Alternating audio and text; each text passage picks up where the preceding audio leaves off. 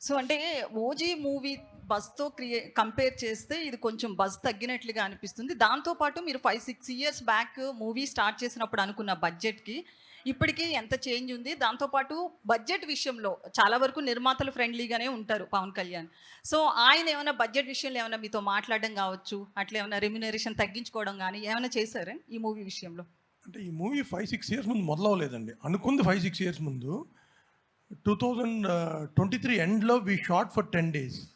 మొన్న June 10th నుంచి John దాకా కంప్లీట్ మిగతా వాటెవర్ 70, 80 డేస్ షూట్ తీసాం. అంతేగాని అంతకుముందు తీసింది ఒక 10 డేసే. తర్వాత ఇది నేను చెప్పా కదా, హరీష్ గారు ఉన్నంత వరకు బడ్జెట్ ఎప్పుడు ప్రాబ్లం ఉండదు.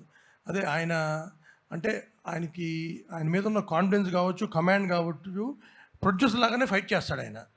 అంటే అన్నెసరీ వేస్టేజ్ ఏదైనా ఉంటే మట్టుకి ఆయన సొంత రూపాయిలాగా ఫీల్ అవుతాడు, ఇరిటేట్ అవుతాడు, ఫైట్ చేస్తాడు. సో కళ్యాణ్ గారు ఇంకా ఆయన ఎంత సపోర్ట్ చేశారంటే, ఆయన మా దగ్గర మినిమం నామినల్ అడ్వాన్స్ తర్వాత ఇప్పుడు దాకా ఆయన ₹1 కూడా తీసుకోవాలి. ఆయన క్లియర్గా మీకు కొద్ది డిలే అయింది, కంఫర్టబుల్గా అయితే ఏమైనా చేయండి, లేకపోయినా పర్లేదు అని నేను సినిమా స్టార్టింగ్ ముందు కలిసిన రోజు చెప్పారు ఆయన. అంటే ఇట్స్ ఎ షాకర్. ఇండస్ట్రీలో ఎవరు చెప్పిన నంబర్ కూడా అట్లా చెప్పారు ఆయన క్లారిటీ కూడా. ఏమండి నేను పొలిటికల్గా ఉన్నా, నేను ఎక్కడ ఆగకుండా 3 monthsలో మీ షూటింగ్ కంప్లీట్ చేస్తాను, నాకు పనున్నా నేను ఎవ్రీడే వచ్చి చేస్తానని ఆయన 12 hours 15 hours పనిచేశారు ఈ సినిమాకి. లేకపోతే ఇట్లా అయ్యేది కాదండి. అండ్ ఆయన లుక్ అది ఆయన ట్రాన్స్ఫార్మ్ అయ్యి ఐ థింక్ ఈ మధ్యకాలంలో is looking best in this film.